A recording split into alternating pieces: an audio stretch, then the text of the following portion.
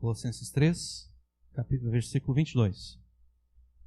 Vós, servos, obedecei em tudo a vossos senhores segundo a carne, não servindo só na aparência, como para agradar aos homens, mas em simplicidade de coração, temendo a Deus. E tudo quanto fizerdes, fazei-o de todo o coração como ao Senhor e não aos homens, sabendo que recebereis do Senhor o galardão da herança, porque a Cristo o Senhor servis. Mas quem fizer agravo, receberá o agravo que fizer, pois não há acepção de pessoas. Por isso, vós, senhores, fazei o que for de justiça e equidade a vossos servos, sabendo que também tendes um Senhor nos céus. Amém. Até aqui a palavra de Deus. Algumas semanas atrás, o estado do Rio Grande do Sul e a cidade de Bento Gonçalves entraram para a crônica policial. Mais de 200 pessoas estavam sendo obrigadas a trabalhar em condições degradantes, em condições ditas análogas à escravidão em vinícolas da região.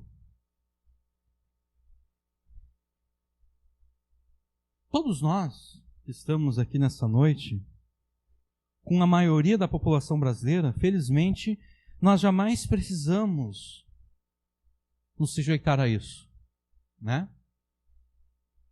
Nós jamais precisamos trabalhar em condições degradantes. Jamais precisamos trabalhar em condições que lembram a escravidão. Só que ainda assim, alguns de nós nos sentimos insatisfeitos com o trabalho que temos. Ou então, nos sentimos insatisfeitos porque temos que trabalhar. Como era o caso do seu Madruga. Certa feita, o seu Madruga disse para a dona Florinda que não existia trabalho ruim. O ruim era ter que trabalhar.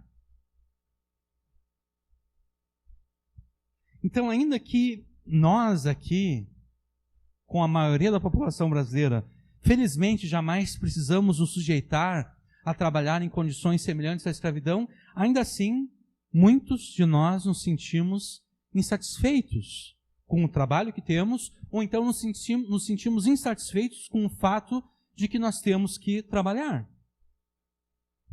Seja por um salário que nós consideramos injusto, pensamos que deveríamos receber um salário maior, seja porque nós não gostamos do ambiente de trabalho, das pessoas que trabalham conosco, seja porque nós não gostamos das atividades que nós temos que fazer.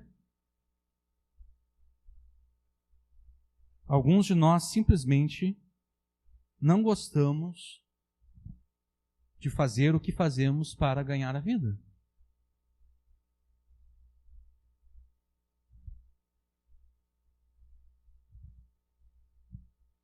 Muitas vezes parece que aquilo que nós temos que fazer não vale a pena.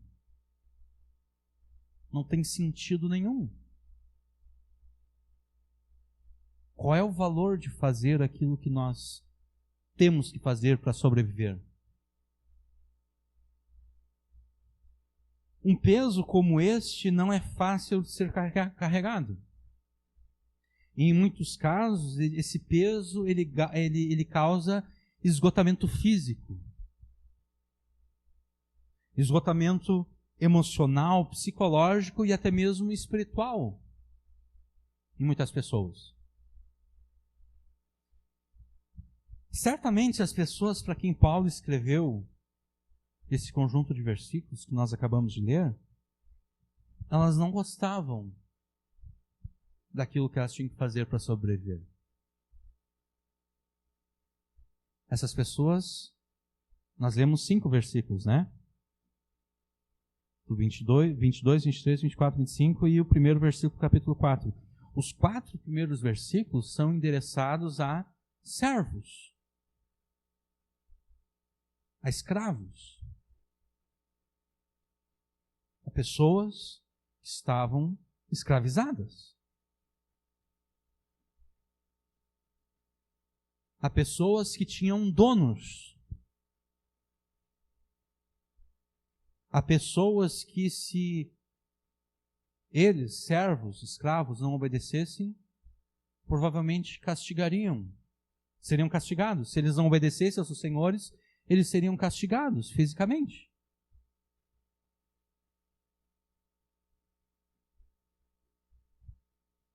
Quando nós pensamos em escravos, em escravidão, logo nós nos lembramos daquela escravidão que está mais perto de nós, né?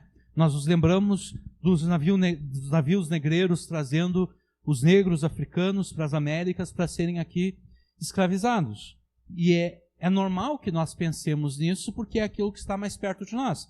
Só que a gente não pode ignorar que durante toda a história da humanidade, a escravidão não era apenas um costume. A escravidão era quase como que uma instituição.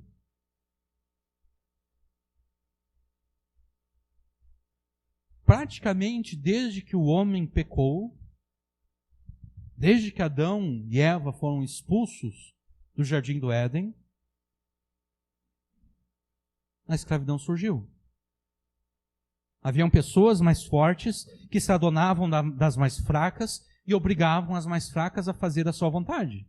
E se a vontade não era feita, essas pessoas eram castigadas fisicamente e muitas vezes até mortas.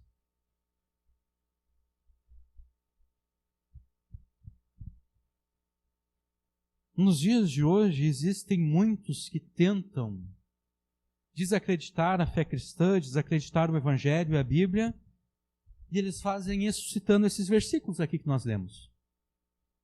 Eles fazem isso citando muitos outros versículos, como se o cristianismo apoiasse a escravidão. Como se o cristianismo fosse uma religião que apoiasse a escravidão, apoiasse que alguém se adonasse de outra pessoa e governasse essa pessoa como se essa pessoa fosse um animal. Esses versículos são citados e muitos outros. Essa acusação ela é feita debaixo da falsa percepção de que se a Bíblia não convoca os crentes para uma revolução social pelo fim da escravidão, isso significa que a Bíblia apoia a escravidão. Eles dizem, olha, Paulo poderia ter convidado os escravos aqui a fazer uma revolução, a pôr fim à escravidão. Mas ele não fez isso. Paulo poderia ter ordenado que os senhores de escravos libertassem os seus escravos. Mas ele não fez isso. Se ele não fez isso, é porque Paulo, Jesus, o Evangelho apoiam a escravidão. Essa é a acusação que é feita. Só que quem faz essa acusação se esquece que o maior ato de salvação efetuado por Deus no Antigo Testamento, qual foi? Libertar Israel do quê? Da escravidão no Egito. Esse foi o maior ato de salvação de Deus no Antigo Testamento. E no Novo Testamento, a libertação efetuada por Deus a favor do seu povo atinge o seu auge cósmico. Porque o problema maior da humanidade não é que a humanidade está escravizada a seres humanos. A maior tragédia da humanidade é que a humanidade está escravizada a Satanás e ao pecado. Então, no Novo Testamento, a libertação efetuada por Deus a favor do seu povo atinge o seu auge cósmico. Porque tanto a humanidade quanto a própria criação são libertas da escravidão a Satanás e ao pecado. A mensagem cristã, o Evangelho, então, é uma mensagem de libertação, do início ao fim, proclamando a liberdade a todas as pessoas. Só que tudo isso envolve um processo histórico de longo prazo. A fé cristã não convoca os crentes a uma revolução, exatamente porque a fé cristã não é revolucionária, no sentido estrito do termo. A fé cristã, o evangelho, não são revolucionários. O que eu quero dizer com isso? É claro que o evangelho é revolucionário no sentido de que ele revoluciona a mente das pessoas, ele revoluciona o comportamento das pessoas. No entanto, o evangelho não é revolucionário no sentido de que ele não enseja a revolução. O evangelho, ele não enseja o levante das pessoas, seja um levante pacífico ou um levante armado, violento.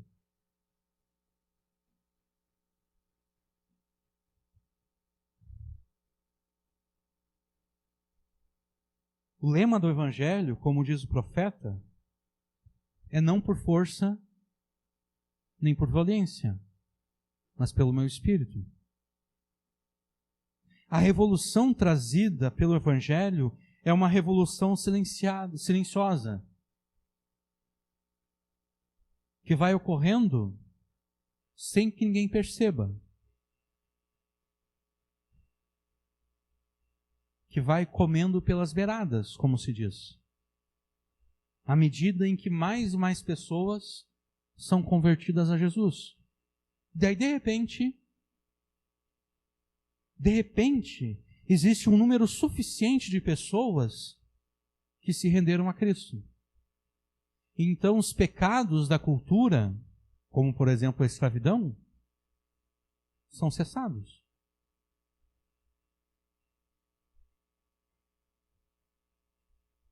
Não é exatamente o nosso caso aqui, mas, por exemplo, nos Estados Unidos, um dos pecados da cultura qual é?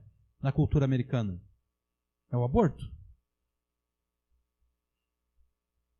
O aborto não vai ser, ninguém vai conseguir pôr um fim no aborto pela força. Mas é pela conversão da população.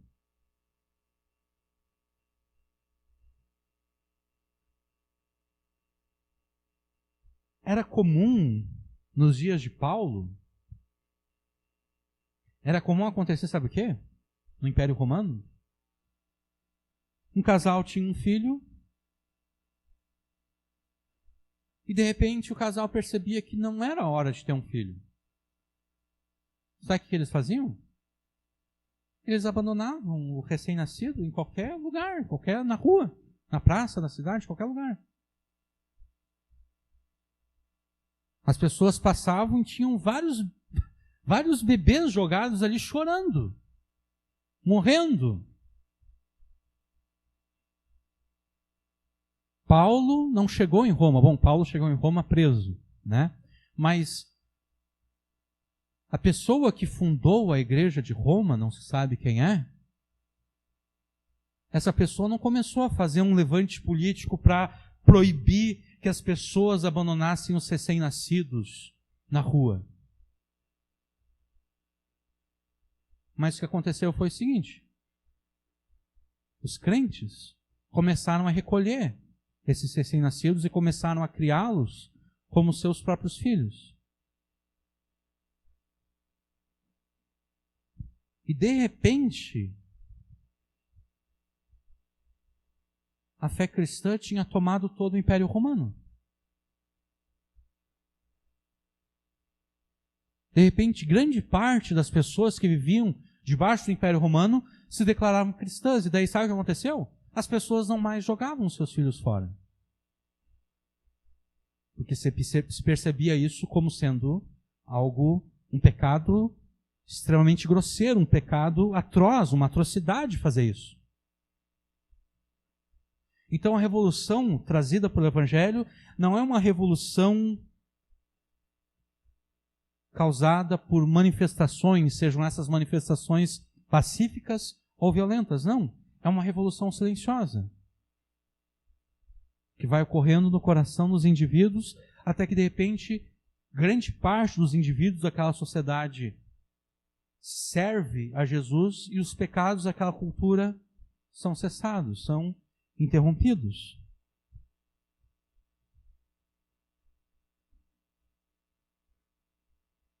Agora, enquanto essa revolução silenciosa ela não chega ao seu auge, o que a palavra de Deus faz? A palavra de Deus regula ao máximo o mal existente até que esse mal seja de todo eliminado. Sempre me chamou a atenção algumas leis do Antigo Testamento.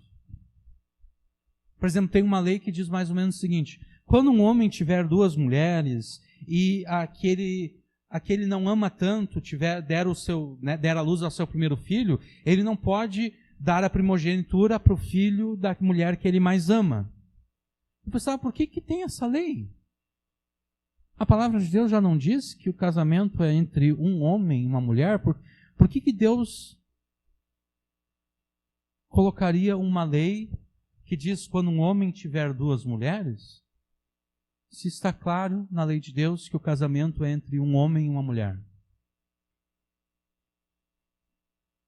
Parafraseando Jesus, essa lei existe por causa da maldade do coração das pessoas. Deus sabia que ainda que a sua lei diz que o casamento é entre um homem e uma mulher, Deus sabia que a maldade do seu povo levaria alguns do seu povo a terem mais de uma mulher. Então, o que a lei de Deus faz? A lei de Deus regula a maldade. A lei de Deus diz, bom, tu já cometeu essa maldade, né? Era para ter só uma mulher, tu já cometeu a maldade de ter mais de uma, tá bom? Então agora vamos tentar controlar esse mal que tu fez. É assim que a lei de Deus faz. A lei de Deus, enquanto a revolução trazida pelo Evangelho não chega ao seu auge, a palavra de Deus regula o mal existente até que esse mal seja de todo exterminado. É por isso que nós encontramos na palavra de Deus mandamentos que dizem respeito à escravidão, ao relacionamento entre servos, entre escravos e senhores. Não porque a palavra de Deus apoie a escravidão, mas porque ela está regulando o mal existente até que esse mal seja eliminado. É por isso que nós temos essas palavras de Paulo aqui. Não cabia a Paulo, no momento histórico em que ele estava vivendo, não cabia a ele querer acabar com a escravidão. Não havia chegado a esse ponto ainda. Seria colocar o carro na frente dos bois, como a gente diz. Era necessário primeiro que o Evangelho se espalhasse de uma forma mais completa, transformando os corações das pessoas, para que então, tendo as pessoas os seus corações transformados, elas percebessem que a escravidão é um mal a ser eliminado. Então é por isso que nós temos mandamentos regulando a escravidão, é por isso que nós temos essas palavras de Paulo, regulando o relacionamento entre servos e senhores, para evitar abusos. E a gente deve notar aqui o seguinte, nós estamos falando aqui da escravidão como ela era praticada no mundo antigo. Nós não estamos falando da escravidão dos negros africanos nas Américas. Porque essa é uma escravidão diferente. Normalmente a escravidão no mundo antigo, ela acontecia de que forma? Ela acontecia por pessoas que haviam sido derrotadas numa batalha. Então haviam dois exércitos, dois povos em guerra, e um povo era derrotado pelo outro povo. O povo derrotado normalmente tornaria-se escravo do povo do exército vencedor. E a gente poderia pensar, poxa vida, que maldade isso. Não. A alternativa seria o quê? A alternativa seria matar todo mundo. Não é porque, se tu é um estrategista militar, tu sabe que aquele povo ali é o teu inimigo. Tu não pode pensar simplesmente porque tu venceu essa batalha, que a partir de agora está seguro. Não está seguro, né? Porque aquele povo, ele pode se recuperar e daqui a 10 anos ele pode vir contra ti de novo. Então, das duas, uma. Ou tu extermina eles de todo, por completo, acaba com aquela civilização, ou então tu pega as pessoas sobreviventes e torna escravos. Bom, entre se tornar escravo e ser assassinado, é melhor tornar-se escravo, porque pelo menos tu vai continuar vivo. O mesmo não foi verdade com relação à escravidão dos povos africanos.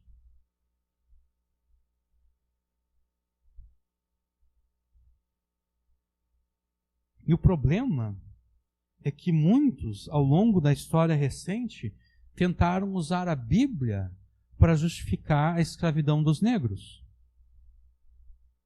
E nós poderíamos citar vários textos bíblicos que contrariam isso, mas nós vamos citar apenas Êxodo 21:16.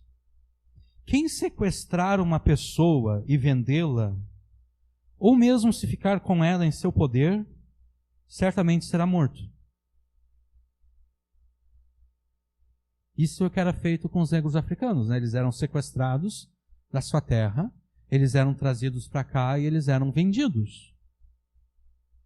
A lei de Deus determina a pena de morte para aquele que sequestrar alguém para fazê-lo seu escravo ou para vendê-lo como escravo a outra pessoa. É isso que a lei de Deus diz. Então, todos aqueles que sequestraram os africanos e os trouxeram para as Américas como escravos serão eternamente condenados ao inferno, caso não tenham se arrependido dos seus pecados a tempo. Nos dias de Paulo, o Evangelho estava apenas nos seus dias iniciais, fazendo as suas primeiras incursões entre os povos gentílicos. Então não cabia a Paulo, como eu disse antes, convocar uma revolução para pôr fim à escravidão. Cabia a Paulo pregar o Evangelho e, com base no Evangelho, lançar as sementes que no devido tempo resultariam na abolição de toda a escravidão. E é por isso que, ao se dirigir aos cristãos que eram escravos, Paulo não os incitou à revolução. Paulo não os incitou à desobediência civil. Nem tampouco ordenou que os senhores libertassem os escravos. Ao contrário, em vez disso, Paulo ordenou, tanto aos escravos quanto aos senhores, que eles se lembrassem que tanto uns como os outros têm um Senhor nos céus. De modo que todos, tanto escravos como senhores, são, na verdade, escravos de Cristo. Escravos do único Senhor verdadeiro. E nesse texto, Paulo faz o impensável, porque ele trata escravos e senhores como iguais perante Jesus, o que é impensável para a sua época. Paulo trata servos e senhores como iguais. Convertidos, sim, os escravos e senhores de escravos convertidos como iguais. Tanto é que nas reuniões das igrejas, escravos e senhores sentavam lado a lado na igreja. Escravos e senhores participavam da mesma mesa na igreja. Não havia distinção, não havia acepção de pessoas, né? Tiago condena a acepção de pessoas. Inclusive, muitos pastores das igrejas eram escravos.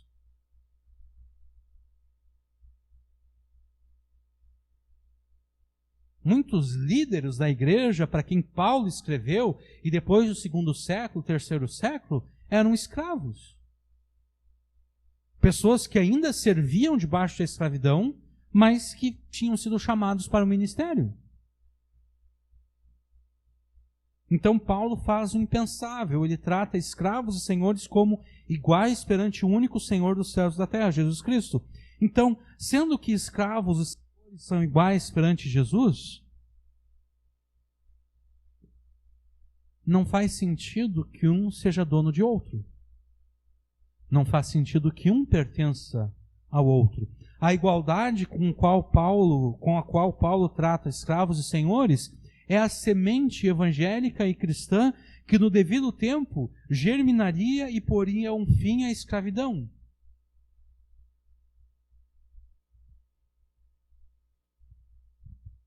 E daí então nós percebemos que Jesus é Senhor até mesmo sobre instituições injustas e pecaminosas, como a escravidão. Até sobre a escravidão Jesus é Senhor.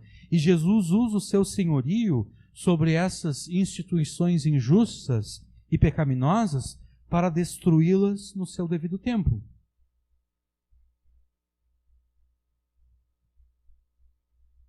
Nos dias de Paulo, a escravidão ainda não tinha sido destruída, e é óbvio que os escravos cristãos aos quais Paulo se dirigiu não se sentiam satisfeitos com as suas circunstâncias. Eles não se sentiam felizes com a sua vida, com aquilo que eles tinham que fazer para sobreviver. E mesmo reconhecendo as dificuldades da vida de um escravo, Paulo, nesses versos, apresenta uma razão para os seus irmãos em Cristo que eram escravos não desanimarem diante da sua condição. Paulo ordenou que, em vez de cumprir as suas tarefas como quem serve aos homens, os escravos cristãos deveriam cumprir as suas tarefas como quem serve a Cristo, o Senhor. E qual é a justificação para tal mudança de atitude e comportamento? A justificação é a seguinte: ao contrário dos senhores humanos, que não recompensam os seus escravos, Cristo, o Senhor, recompensa a todos aqueles que o servem. Essa ordenança era e foi suficiente para inúmeros escravos cristãos que viveram antes de nós. E ela deve ser suficiente para você, mesmo não sendo você um escravo. Talvez você esteja desanimado com a vida.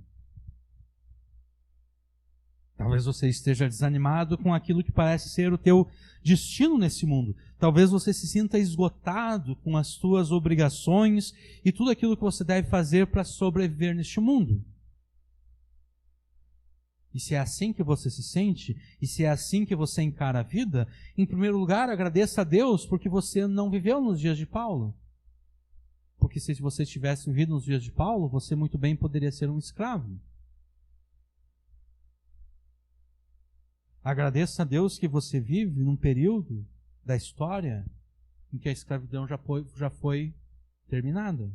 Em segundo lugar, tome para si a mesma ordem dirigida aos incontáveis cristãos que viveram vidas em condições extremamente mais desesperadoras do que a tua. Qualquer que seja o teu trabalho ou ocupação, faça tudo para Cristo, o Senhor, e dele você receberá a herança eterna como recompensa. Porque Jesus é o Senhor tanto sobre o trabalho, como também sobre as relações trabalhistas. Jesus é o Senhor do trabalho. Então, enquanto expomos o texto bíblico, explicando os seus comos e porquês, ouça a voz do Espírito Santo te ordenando: qualquer que seja o teu trabalho ou ocupação, faça tudo para Cristo, o Senhor, e dele você receberá a herança eterna como recompensa. Na última pregação, nós aprendemos acerca das implicações da fé cristã para a família, né? E no mundo antigo, intimamente associada à família estavam os escravos. Por quê? Porque a maioria das famílias possuíam escravos. Sejam para trabalhar no campo, seja para trabalhar na própria casa. A maioria das famílias possuíam escravos. É por isso que no mesmo contexto em que Paulo tratou das relações familiares entre marido e mulher, entre pais e filhos, Paulo trata acerca da relação entre senhores e escravos. Por quê? Porque o senhor de escravos é o mesmo marido, que deve amar a sua mulher e que deve educar os seus filhos. É o mesmo homem. O mesmo homem a quem a mulher deve submissão. O mesmo homem a quem que deve amar a sua mulher. O mesmo homem que deve ser obedecido pelos seus filhos. O mesmo homem que deve educar os seus filhos na doutrina e administração do Senhor é o senhor de escravos. É o mesmo cara que está ali. E é interessante notar que, proporcionalmente, especialmente aqui em Colossenses, Paulo gastou mais tempo falando dos escravos do que da família propriamente dita. Né? Olha só, Paulo usou apenas um versículo para falar das mulheres com relação aos seus maridos. Apenas o versículo 18. Paulo gastou apenas um versículo para tratar do marido com relação à sua mulher. Paulo gastou apenas um versículo para tratar dos filhos com relação aos seus pais e apenas um versículo para tratar dos pais com relação aos filhos. Só que, no entanto, ele gasta 4 versículos para tratar dos servos. Por que isso? Por que essa discrepância? Por que esse exagero de Paulo? Se nós fôssemos pensar, Paulo deveria ter gastado mais tempo tratando das mulheres com relação aos maridos, os maridos com relação às mulheres, os filhos com relação aos pais e os pais com relação aos filhos. Porque a gente pensa, bom, isso aqui é muito mais importante. E de fato é mais importante. Mas sendo mais importante, por que Paulo não deu tanta importância assim? Por que Paulo deu mais importância, pelo menos aqui em Colossenses, dessa questão dos escravos? Bom, a gente tem que lembrar que a carta aos Colossenses, ela não foi escrita sozinha. Ela foi escrita junto com uma outra carta. A carta a Filemon. Essas 2 cartas foram escritas ao mesmo tempo e enviadas ao mesmo tempo para Colossos, porque Filemon era um dos crentes da igreja de Colossos. E do que trata a carta de Paulo a Filemon? Na sua correspondência a Filemon, Paulo pede que o seu amigo e irmão em Cristo receba de volta o seu escravo Onésimo. Onésimo, inclusive, que é citado aqui em Colossenses. Né? Olha só, versículo 9, capítulo 4, versículo 9. Juntamente com Onésimo, amado e fiel irmão, que é dos vossos. Esse Onésimo aqui é o mesmo Onésimo lá de Filemon. É o mesmo escravo de Filemon que havia fugido. Paulo roga que o seu amigo e irmão em Cristo, Filemon, receba de volta o escravo Onésimo que havia fugido. Onésimo era escravo de Filemon e havia fugido do seu senhor, causando inclusive prejuízos a Filemon. A gente sabe disso porque Paulo se propõe a pagar os prejuízos que Filemon teve pela fuga de Onésimo. Paulo roga que Filemon receba Onésimo de volta, não apenas como um escravo, mas como um irmão em Cristo. E Paulo diz, como um irmão principalmente de mim.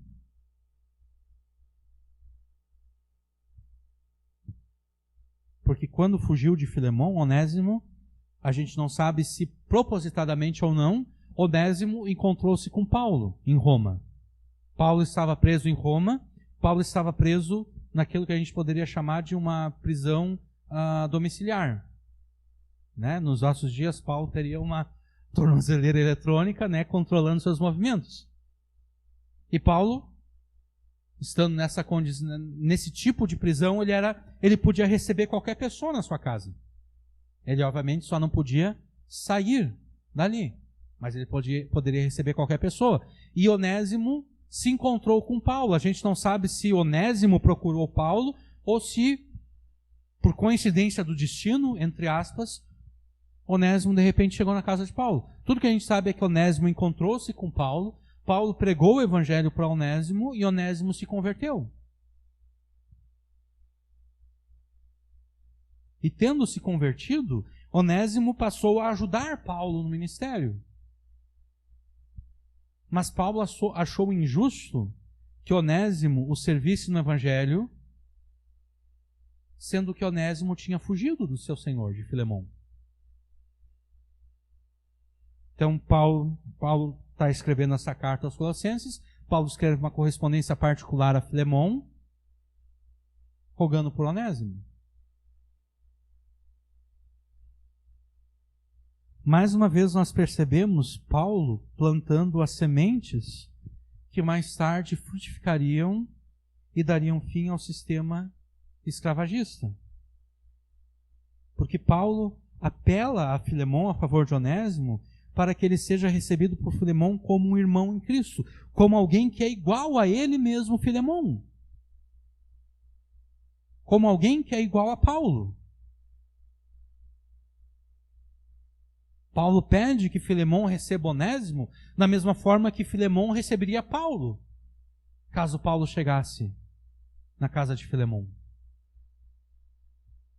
E mais do que isso, como eu já disse antes, Paulo se prontificou a reembolsar Filemão todo e qualquer prejuízo que Onésimo tivesse causado a ele pela sua fuga. Então esse é o contexto maior da carta aos Colossenses, nesse ponto específico, o que nos leva a concluir que possivelmente na cidade de Colossos estavam ocorrendo algum tipo de agitação entre os escravos. Possivelmente na cidade de Colossos os escravos estavam ficando agitados e estavam querendo fugir dos seus senhores.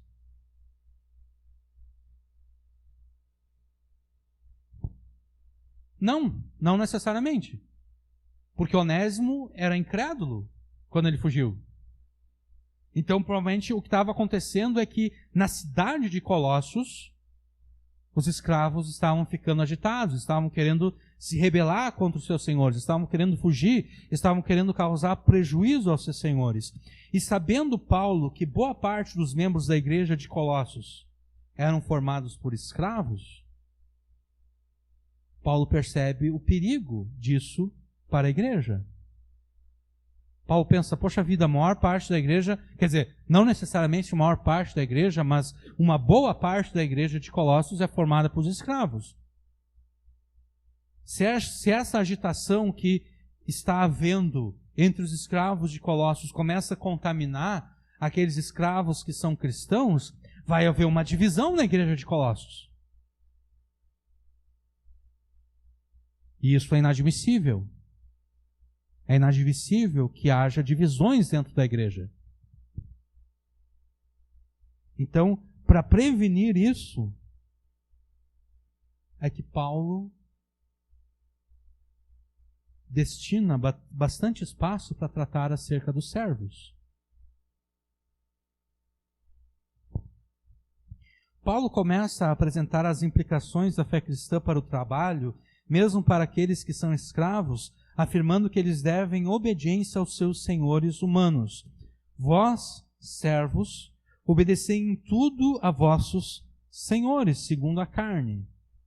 Esse segundo a carne aqui quer dizer que os senhores são feitos de carne, né? Os senhores humanos. Porque, obviamente, os escravos crentes tinham um senhor divino, o Senhor Jesus, que estava nos céus, né? Então, vós, servos, vós, escravos, obedecei em tudo a vossos senhores, segundo a carne. Obedecei em tudo a vossos senhores humanos. O verbo obedecer no grego, aqui do versículo 22, é o mesmo verbo usado para os filhos com relação aos seus pais, que Paulo usou no versículo 20. E, na verdade, a própria complementação do verbo obedecer com relação aos servos, o verso 22, é a mesma do verso 20. Obedecei em tudo. Filhos, obedecei em tudo a vossos pais. Servos, obedecei em tudo a vossos senhores humanos. Essa obediência em tudo, ela não é uma obediência, digamos assim, absoluta, no sentido de que, obviamente, se o Senhor pedisse do seu escravo cristão algo pecaminoso, o escravo deveria rejeitar, obedecer aquela ordem. Essa obediência em tudo, então, não significa uma obediência absoluta, mas ela significa uma obediência tanto naquilo que é fácil e agradável, como também uma obediência com relação àquilo que é difícil e desagradável.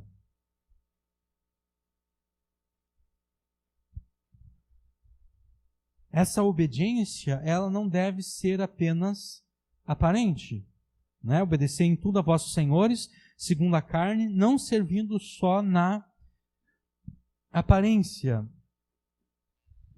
Essa tradução aqui, ela não é muito boa, ela poderia ser melhor, porque a palavra traduzida aqui como aparência, na verdade, significa supervisão.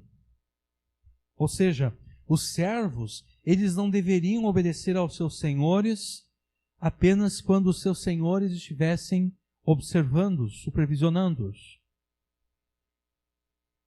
Imagina você lá no trabalho.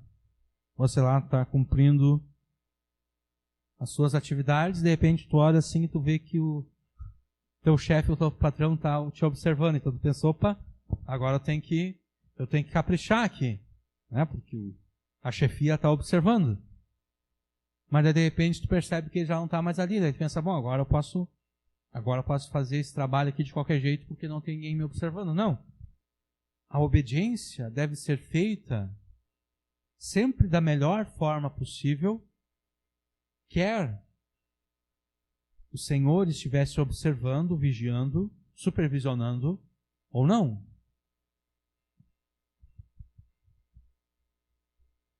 Se os cristãos que eram escravos obedecessem aos seus senhores humanos apenas quando os seus senhores estivessem supervisionando-os, isso demonstraria que os escravos cristãos estavam preocupados apenas em agradar as pessoas.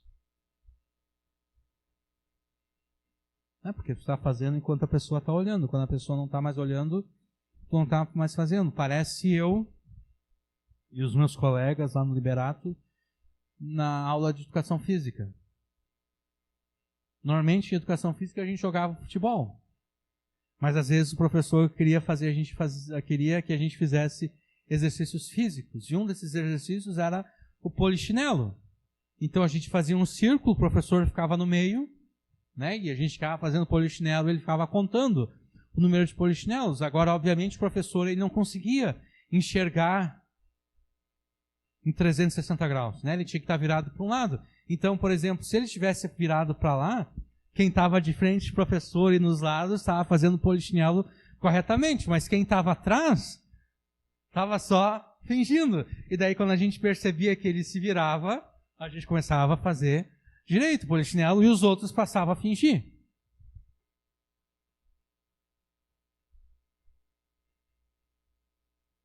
Quem faz isso? Eu e os meus colegas, ao fazer isso, a gente estava mostrando que a gente estava querendo só agradar o professor. Né? Porque a gente sabia que se o professor percebesse que a gente não estava fazendo exercício, ele ia reclamar, né? Ele ia fazer alguma coisa que iria nos prejudicar. Se nós estivéssemos de fato preocupados com aquilo que é importante, que seria a atividade física, afinal de contas, o nome da disciplina é Educação Física. Se a gente estivesse de fato preocupado com a saúde física dos nossos corpos, nós faríamos o exercício corretamente caso o professor estivesse olhando ou não.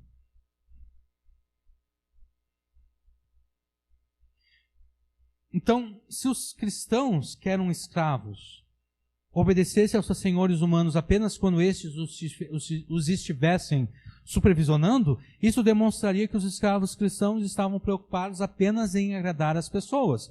No entanto, todos os cristãos, sejam escravos ou não, devem, mais do que qualquer outra coisa, agradar ao seu Senhor que está nos céus, a Jesus. É por isso que os escravos cristãos deveriam obedecer aos seus senhores humanos em tudo, mesmo quando não estavam sendo supervisionados. Essa obediência, ela deve ser com simplicidade de coração, ou ainda com honestidade de coração, com uma sinceridade plena e absoluta no temor do Senhor. É isso que diz o versículo 22, né? Vós, servos, obedecei em tudo a vossos senhores segundo a carne, não servindo só na aparência como para agradar aos homens, mas em simplicidade de coração, temendo a Deus. A obediência com honestidade se contrapõe à obediência hipócrita, que só é feita para agradar as pessoas. E a obediência feita com temor do Senhor, ela se contrapõe à obediência que é vista apenas... Ou melhor, desculpe, eu me enganei. A obediência com honestidade, ela se contrapõe à obediência hipócrita, que é feita apenas quando está sendo supervisionada. A obediência feita com o temor do Senhor se contrapõe à obediência que é feita apenas para agradar os homens. Ou seja, os escravos, para quem Paulo estava escrevendo, eles não deveriam pensar na sua posição de escravos como alguém que meramente estava ali para agradar os seus senhores humanos. Não, eles estavam ali para agradar o seu Senhor Jesus. Eles não deveriam de obedecer os seus senhores unicamente porque temiam os castigos. Não, eles deveriam obedecer aos seus senhores porque eles temiam a Deus, porque eles temiam ao Senhor. E o versículo 23 resume muito bem o verso 22. E tudo quanto fizerdes, fazei-o de todo o coração como ao Senhor e não aos homens. Tudo que os escravos cristãos faziam, deveria ser feito de todo o coração, como para o próprio Senhor Jesus, e não para os homens. Paulo queria que os escravos cristãos percebessem uma coisa: o serviço deles não deveria ser encarado como sendo feito para o benefício dos seus senhores humanos. Não, o serviço deles deveria ser encarado como sendo feito para o benefício do próprio Senhor Jesus. Quem estava sendo beneficiado com o serviço deles não eram os seus senhores humanos. Quem estava sendo beneficiado com o serviço deles era Jesus.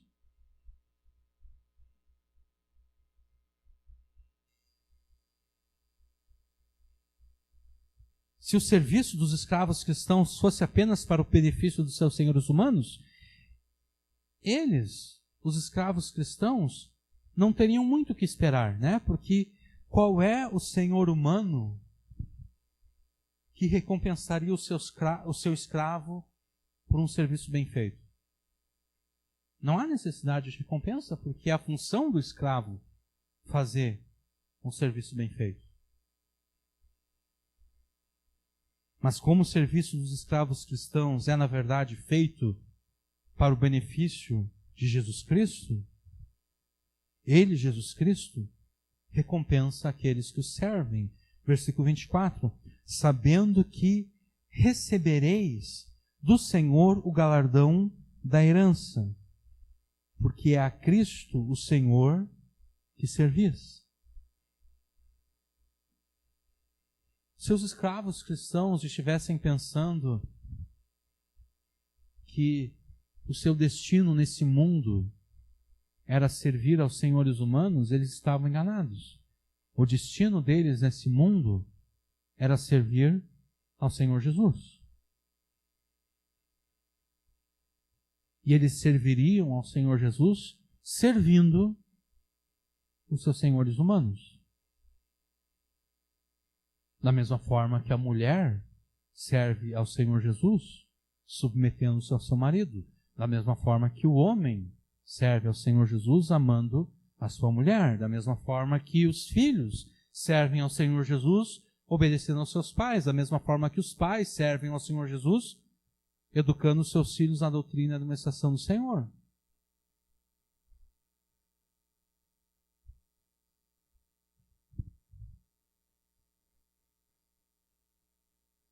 E como eles servem a Jesus, eles receberiam do Senhor o galardão. Essa expressão aqui, galardão da herança, no grego, tem um sentido de galardão, recompensa, ou seja, a herança. Qual herança? A herança. É mais ou menos como se ontem à noite tivesse acontecido um Grenal, e daí hoje alguém te perguntasse, tu assistiu o jogo ontem? E daí tu perguntasse para a pessoa, qual jogo? Ela te responderia, o jogo. Não é? Porque em noite de Grenal, não existe outro jogo mais importante do que o Grenal. O Grenal é o jogo. Ainda que outros times estivessem jogando, o jogo, pelo menos para os gaúchos, é o Grenal. Então, no grego aqui, o galardão da herança, ou a recompensa da herança, tem o sentido de recebereis do Senhor a recompensa, ou seja, a herança. Qual herança? A herança eterna, a herança que Deus destinou para os seus filhos.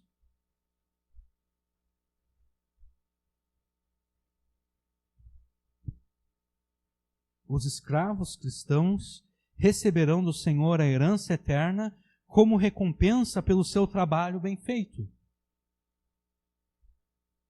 E nesse momento surge uma questão, tá bom, mas eu pensava que essa herança eterna que será dada aos filhos de Deus, eu pensava que essa herança é dada por meio da graça. Eu pensava que ela não exigia merecimento daquele que houvesse de recebê-la. E de fato, ela é dada por meio da graça. Mas se ela é dada por meio da graça, como então os escravos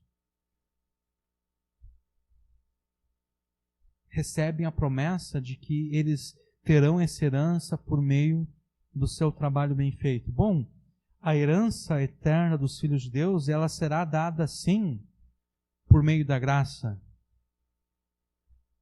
Mas essa graça, ela se mostra por meio das responsabilidades que são cumpridas por aqueles que foram alvos da graça de Deus. Mais ou menos como Paulo disse em outro lugar, eu trabalhei muito mais do que eles. Mas a verdade não fui eu que trabalhei. Foi a graça de Deus que trabalhou em mim. Isso ele fala no contexto quando ele diz que ele não deveria nem mesmo ser chamado apóstolo, porque ele perseguiu a igreja de Deus. Então ele completa, tudo bem, eu persegui a igreja de Deus, mas pela graça de Deus, eu sou aquilo que sou. Eu não sou como Pedro. Eu não sou como João, porque nem Pedro, nem João perseguiram a igreja de Deus. Eu persegui a igreja de Deus, eu não sou como eles. E é por isso mesmo que eu tive que trabalhar muito mais do que eles. Eu tive que trabalhar muito mais do que Pedro e que João, porque eles eram melhores do que eu. Pedro e João eram melhores do que eu, Paulo diz, porque eles nunca perseguiram a igreja de Deus e eu persegui. Eles eram melhores do que eu.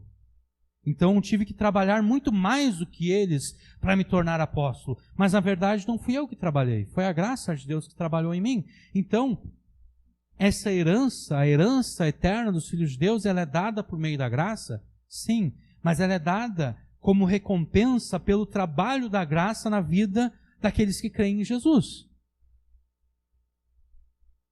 Então, apenas para nós ficarmos aqui no contexto, como é que as mulheres cristãs receberão a herança dos filhos de Deus?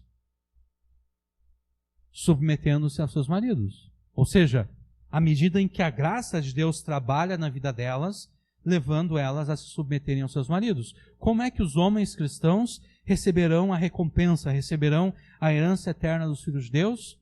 À medida em que a graça de Deus os leva a amar as suas mulheres.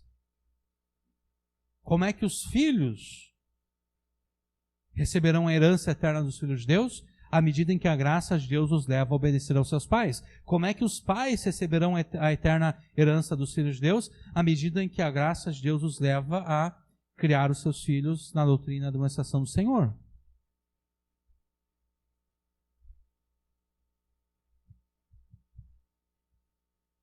A graça de Deus trabalha na vida de todos aqueles que receberão a herança, levando-os a uma obediência cada vez mais próxima da perfeição ordenada e desejada por Jesus.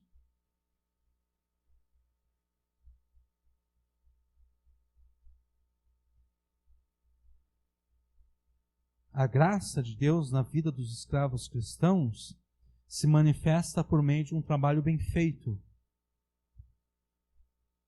oferecido não tanto aos senhores humanos, mas um trabalho bem feito, oferecido a Jesus. Bem feito, porque ele é bem feito para o benefício de Jesus.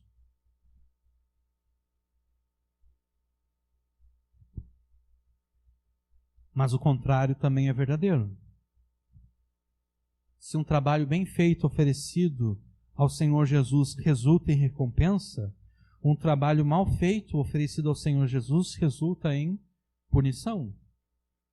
Mas quem fizer o agravo, receberá o agravo que fizer, porque não há acepção de pessoas. Os escravos cristãos, então, tinham dois incentivos para fazer um bom trabalho. A recompensa que Jesus lhes daria, caso eles fizessem de fato um bom trabalho, e a punição que Jesus lhes daria por um trabalho mal feito. Porque para Jesus não há acepção de pessoas.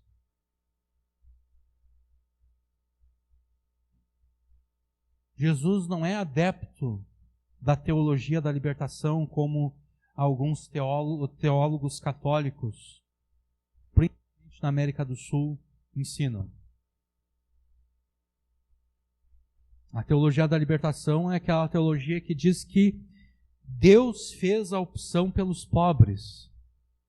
Deus fez a opção por aqueles que são marginalizados, por aqueles que são maltratados. Então, o pobre nunca pode fazer o mal, segundo a teologia da libertação, porque o pobre é pobre. O maltratado, ele sempre tem razão, por quê? Porque ele é maltratado. Jesus não pensa assim.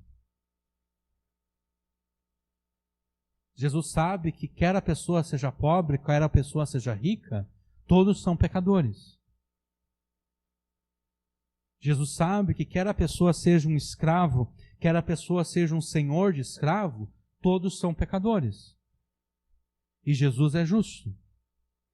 Se o senhor de escravos faz aquilo que é correto, ele vai receber de Jesus a recompensa pelas suas boas ações. E se um escravo faz aquilo que é errado, ele vai receber de Jesus a punição pelos seus atos maus.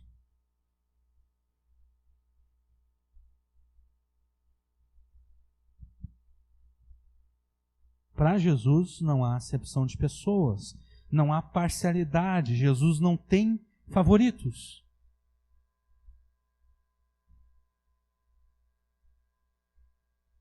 Não importa quem seja, se aquela pessoa fez algo digno de punição, ela será punida por Jesus.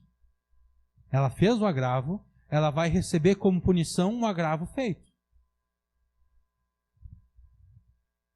Agora, isso não se aplica apenas aos escravos. Isso aplica também aos senhores de escravos. É por isso que, ao se dirigir aos senhores, Paulo ordena que eles tratem os seus escravos com justiça e equidade, porque mesmo os senhores são escravos de Jesus Cristo, o Senhor que está nos céus. Vós, senhores, fazei o que for de justiça e equidade a vossos servos, sabendo que também tendes um Senhor nos céus. Aqui novamente nós percebemos as sementes que Paulo está semeando, que no tempo certo vão frutificar para pôr um fim na escravidão. Os senhores humanos, eles não devem pensar que eles são superiores aos seus escravos. Eles não devem se esquecer que a autoridade deles é relativa. Eles são senhores, sim, mas eles são senhores humanos. Eles são senhores feitos de carne, que estão sobre a terra. Os próprios senhores têm um Senhor nos céus. Mesmo os senhores humanos devem completa obediência ao Senhor Jesus. E é por isso que eles devem ser justos. É por isso que eles devem ser equânimes, assim como Jesus é. Os senhores humanos não devem pensar que eles podem tratar os seus escravos com injustiça e iniquidade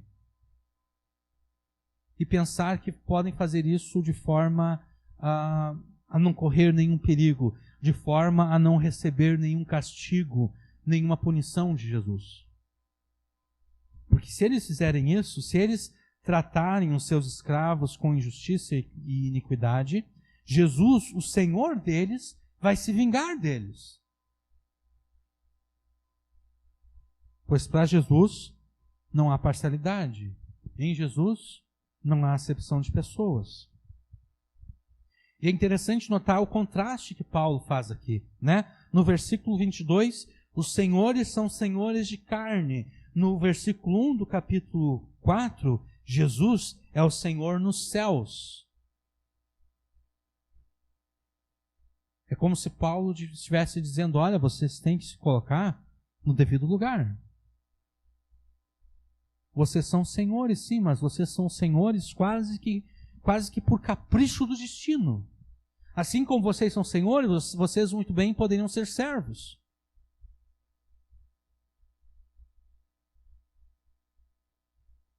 Vocês não são senhores porque são melhores do que os outros.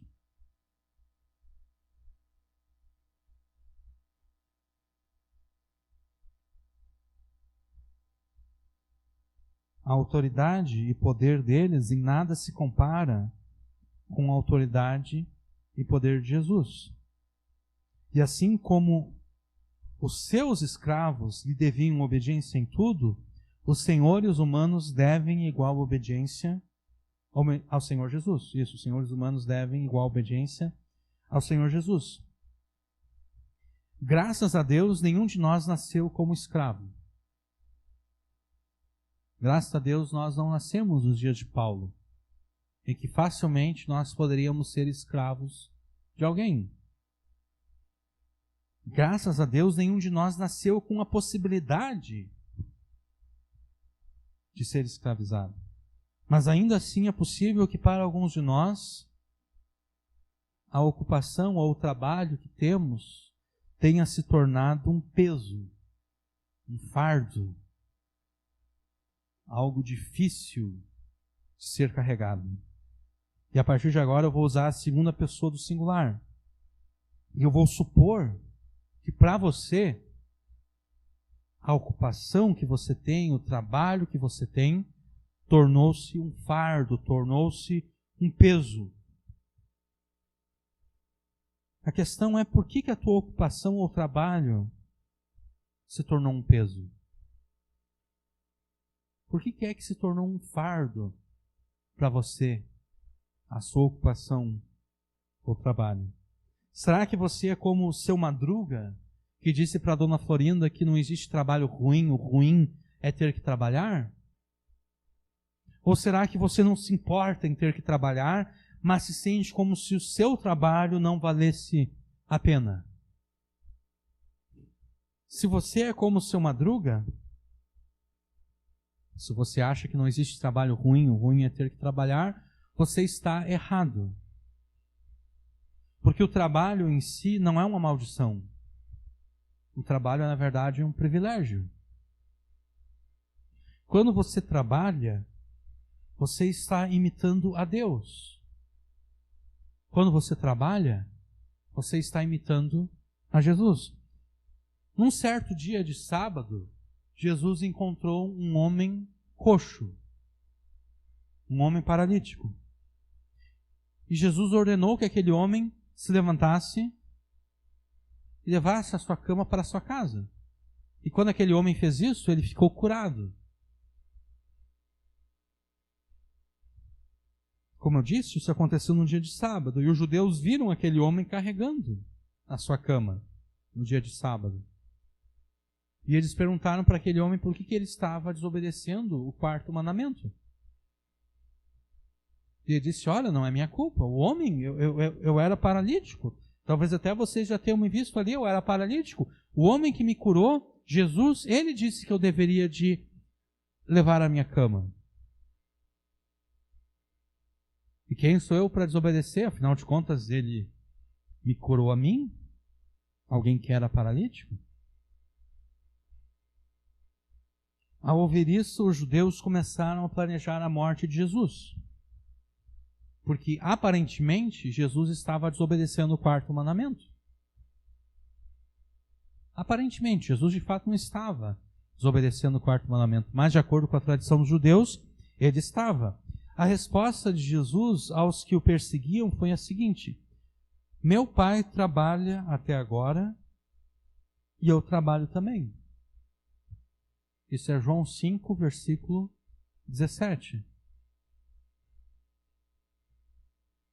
É como se Jesus estivesse dizendo, olha, tudo bem, o quarto mandamento diz que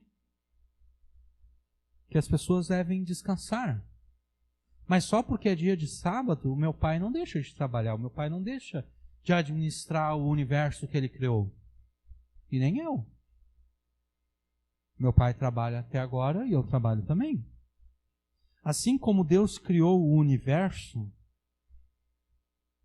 trabalhando na sua criação por 6 dias, descansando no 7º, assim também você deve fazer. E assim como Deus continua trabalhando na sua criação até o dia de hoje, assim você também deve fazer. O trabalho em si mesmo não é uma maldição, o trabalho é um privilégio. Porque ao trabalhar, você se torna, guardadas as devidas proporções, obviamente, você se torna semelhante a Deus. Assim como Deus trabalha, você também trabalha.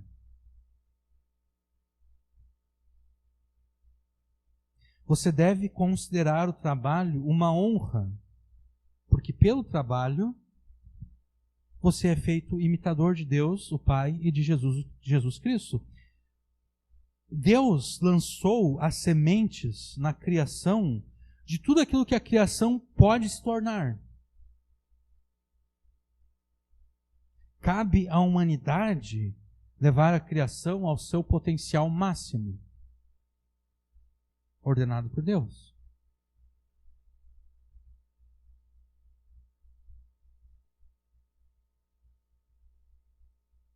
Hoje em dia, as pessoas estão muito maravilhadas com essas ferramentas de inteligência artificial que estão surgindo, né? Tipo o chat GPT, acho que esse é o nome, se eu não me engano, em que ele cria textos aparentemente originais,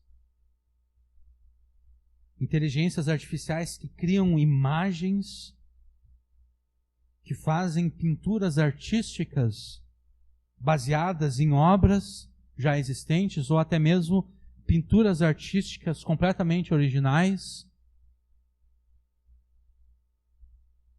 Isso e muito mais é o potencial da criação. O potencial da criação que Deus colocou como semente na criação é muito mais do que isso. Cabe à humanidade desenvolver. É por isso que Deus disse a Adão que ele deveria de dominar sobre todas as coisas.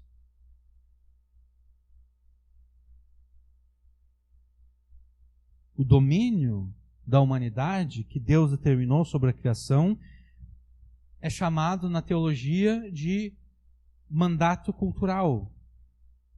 Ou seja, Deus ordenou que o homem cultive, né? A palavra cultura vem da agricultura, cultivar. O homem foi ordenado por Deus para cultivar a criação, para criar uma cultura, para desenvolver a criação. Isso só é feito por meio do trabalho.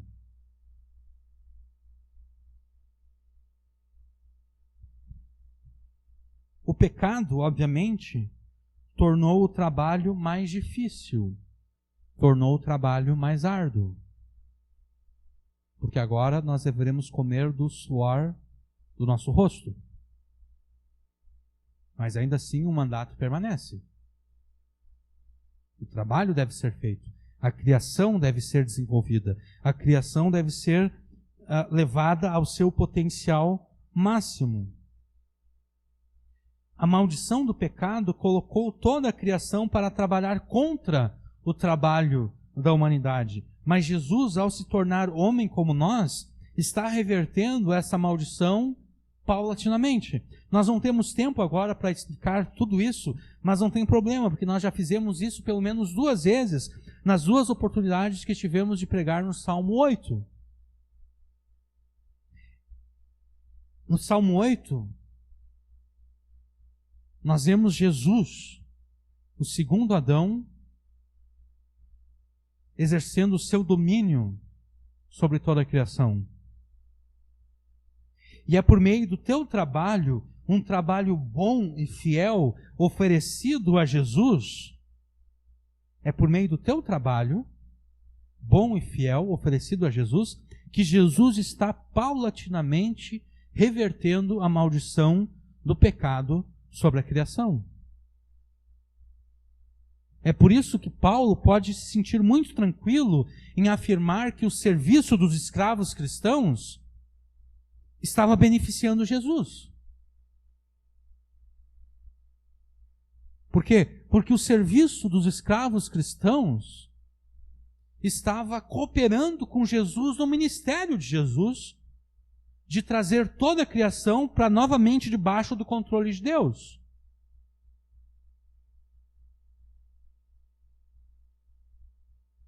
Como diz o Salmo 110, assenta-te à minha direita, até que eu ponha os teus inimigos por escabelo dos teus pés. Como é que Jesus estava pondo, nos dias de Paulo, os inimigos dele debaixo dos seus pés? Por meio do serviço desses escravos cristãos aqui.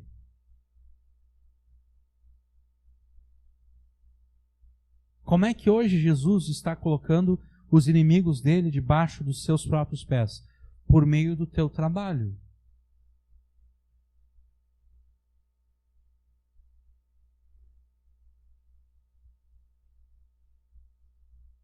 É por isso que muito mais do que trabalhar por um salário ou trabalhar meramente para agradar o teu empregador,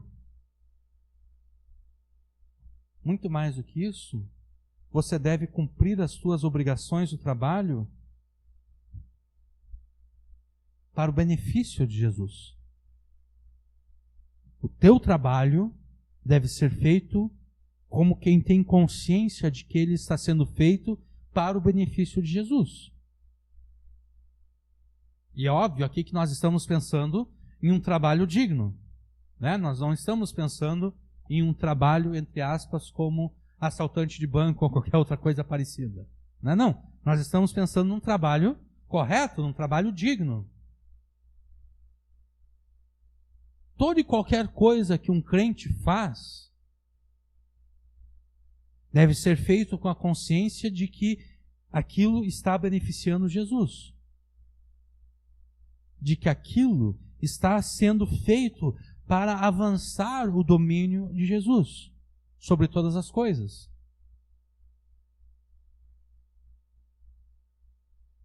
É por isso que você não deve fazer um bom trabalho apenas quando o teu empregador está te observando, está te supervisionando.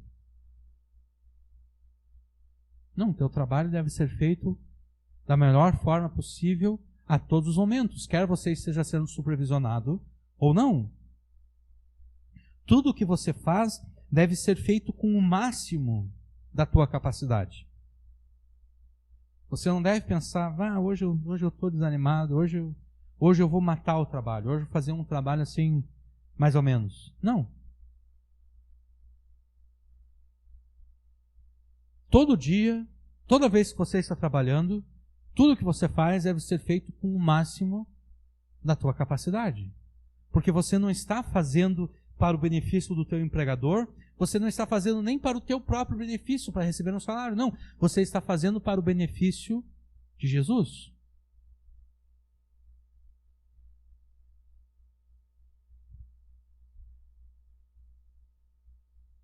De que modo o teu trabalho beneficia Jesus? Bom, à medida em que você faz o melhor de si para Jesus,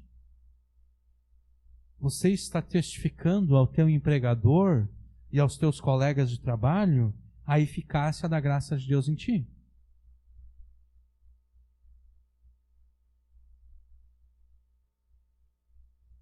Se eu não me engano, o João foi escolhido como melhor acampante.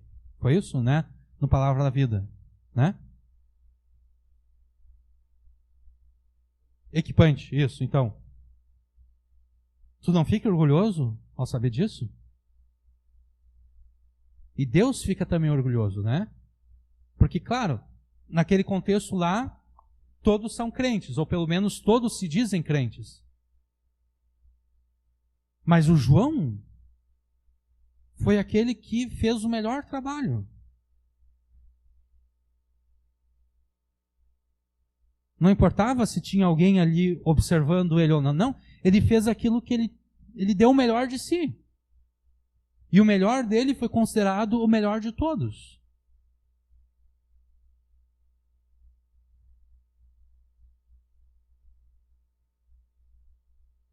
De repente, se provavelmente tinha algum irmão nosso lá meio fraco, né, meio desanimado, pensando, não.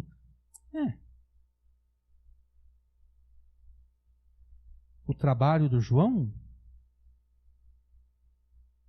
fortaleceu a fé daquele que estava pensando, isso aqui não tem, eu não vou me esforçar. Ele vê o João dando o seu máximo e ele pensa, poxa vida, a graça de Deus na vida do João não foi vã. O João está trabalhando mais do que todos nós, mas a verdade não é o João que está trabalhando mais do que todos nós. É a graça de Deus que está trabalhando mais no João do que em todos nós. E a graça de Deus está trabalhando mais no João do que em todos nós, não porque Deus tenha dado mais a sua graça ao João do que a nós, não. É porque o João está usando mais da graça de Deus dada a ele.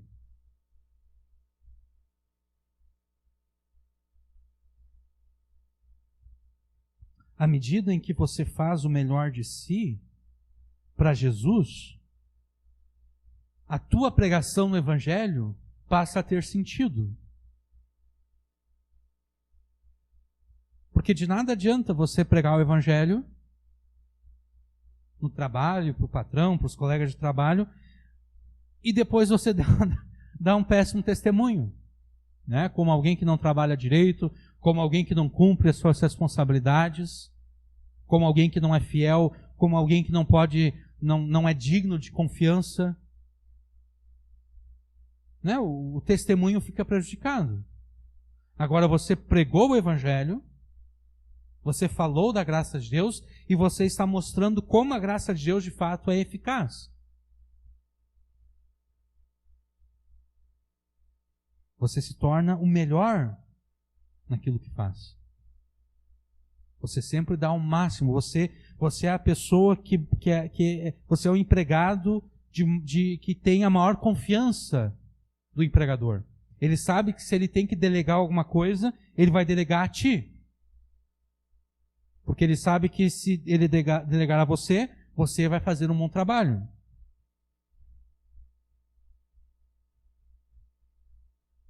E daí, na hora da promoção, quem é que ele vai promover? né? Ele vai promover o cara que ele não pode confiar ou ele vai promover aquele que é de confiança? Obviamente ele vai promover aquele que é o melhor trabalhador.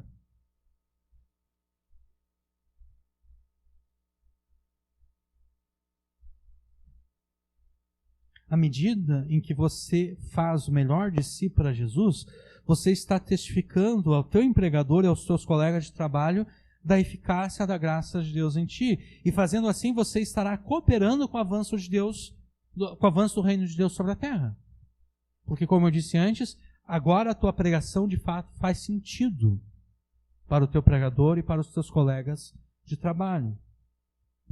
E então você terá a certeza de que muito mais do que um salário, você vai receber do Senhor Jesus como recompensa a eterna herança que pertence aos filhos de Deus. Por quê? Porque a graça de Deus trabalhou em ti, te levando a trabalhar da melhor maneira possível.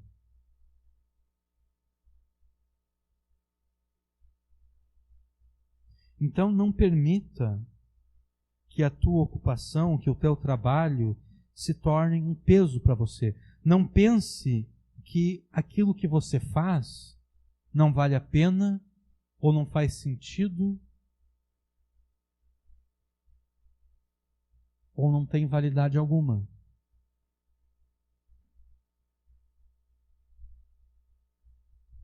Não permita isso, não permita esses pensamentos. Tudo que um filho de Deus faz como serviço em obediência ao Senhor Jesus, não apenas vale a pena, como também permanece por toda a eternidade. Tem um versículo muito interessante, 1 Coríntios 15, a gente pode abrir.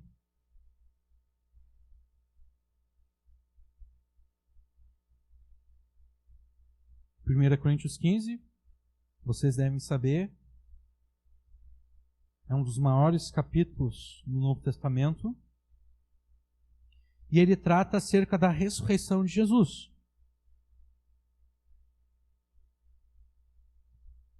Paulo fala acerca da realidade da ressurreição de Jesus e do significado da ressurreição de Jesus. E Paulo termina o capítulo 15 de uma maneira inesperada. 1 Coríntios 15, versículo 58. Portanto, meus amados irmãos, sede firmes e constantes, sempre abundantes na obra do Senhor, sabendo que o vosso trabalho não é vão no Senhor. Num primeiro momento, é uma forma estranha de terminar um capítulo que fala acerca da doutrina da ressurreição. O que tem a ver a ressurreição de Jesus, o que tem a ver a ressurreição escatológica dos crentes com o trabalho dos crentes? O que Paulo está mostrando aqui é que a realidade da ressurreição é que dá sentido ao trabalho dos crentes. O fato de Jesus ter ressuscitado dentre os mortos e o fato de que a ressurreição de Jesus entre os mortos aponta para a nossa ressurreição escatológica é o que dá sentido ao trabalho que nós fazemos. Por quê? Porque se nós haveremos de ressuscitar, isso quer dizer que o nosso trabalho permanecerá eternamente também. Tudo aquilo que é feito nesta terra, que é feita com base no pecado, será consumido como que pelo fogo. Mas aquilo que foi feito para Jesus e em honra a Jesus e em benefício do reino de Deus, tudo isso vai permanecer. Então o trabalho do crente, não importa qual seja, tendo sido feito em nome de Jesus e para Jesus, não é em vão. Ele vai permanecer eternamente. O trabalho que é feito pelo crente em nome de Jesus não é aquela casa de feno, palha ou madeira que é construída sobre a rocha, não. O trabalho fiel feito em nome de Jesus é aquela casa feita de pedras preciosas, ouro e prata, da qual Paulo fala em 1 Coríntios 13. Vai vir o fogo e o fogo não vai consumir, vai permanecer. Tudo aquilo que nós fazemos para Jesus vai permanecer quase como que um monumento na eternidade. Nós teremos um monumento da eternidade acerca de todo o nosso trabalho. Todo o nosso trabalho permanecerá eternamente. Nada será perdido. Então, tudo aquilo que um filho de Deus faz como serviço em obediência ao Senhor Jesus, não apenas vale a pena, como também vai permanecer por toda a eternidade. E se vai permanecer por toda a eternidade, certamente esse trabalho bem feito será recompensado por toda a eternidade. Então, qualquer que seja o teu trabalho ou ocupação, faça tudo para Cristo, o Senhor, e dele, de Cristo, você receberá a herança eterna como recompensa.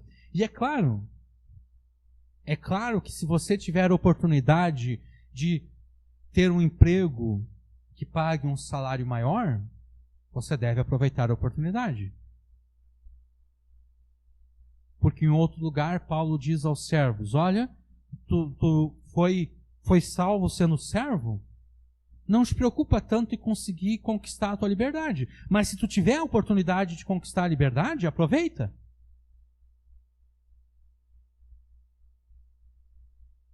Então, digamos agora, você não está satisfeito com o teu trabalho porque você considera que o salário não é um salário justo, não é um salário adequado.